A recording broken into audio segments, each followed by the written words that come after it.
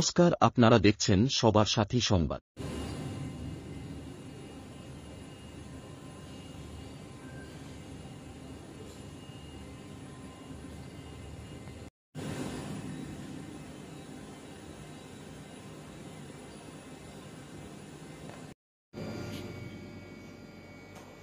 এটা স্ক্যানটা হয়ে গেলে এটাকে একটু ভিতরে ভিডিও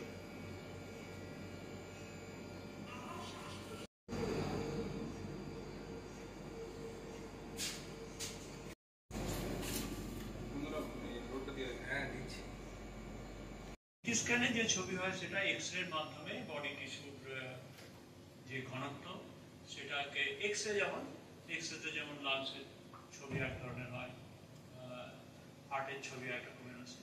সিটি স্ক্যানও একটা মডিফাইড এক্স-রে ইমেজিং, কিন্তু সেখানে যে বিভিন্ন মানের যে বিভিন্ন অর্গানের ছবি করার যে জায়গাটা তার থেকে অনেক বেশি সমস্যা হার্টের ছবি। হার্টের স্থির ছবি দিয়ে কিন্তু সব কাজ পাওয়া যাবে না। এই 384 স্লাইস এমডিসিটিতে যেটা এই যাত্রার পর থেকে আমরা আস্তে আস্তে করে নতুন সংস্থানের বিল্ডিং তৈরি হয়, সে বিল্ডিং আস্তে আস্তে বড় হয়। আমরা তখন মনে হয় যে বহু লোকের রিকোয়েস্ট আছে, আজও আপনারা যদি দেখতেছেন আমরা দেখাতে পারি কত জেলা থেকে কলকাতায় গেছি আমরা, সেখানে প্রচুর জায়গা থেকে আসে যে আপনারা সংস্থানে এখানে একটা ব্রাঞ্চ করুন। সেখানকার বালুরঘাটের মানুষদের অনুরোধে আমরা 2008-এ বালুরঘাটে একটি প্রতিষ্ঠান তৈরি করি এবং লোকের কথায় এটা আমরা জানতে পারি যে দক্ষিণ দিনাজপুর জেলায় সব থেকে বড় এসেন্সে যে বেশি মানুষের পায়ের ধুলো পড়ে ওই বালুরঘাট সংস্থানে। সেটার জন্ম হয় 2008 সালে। তারপর মনে হয় যে আমরা তো ডিস্ট্রিক্ট লেভেলে খেললাম।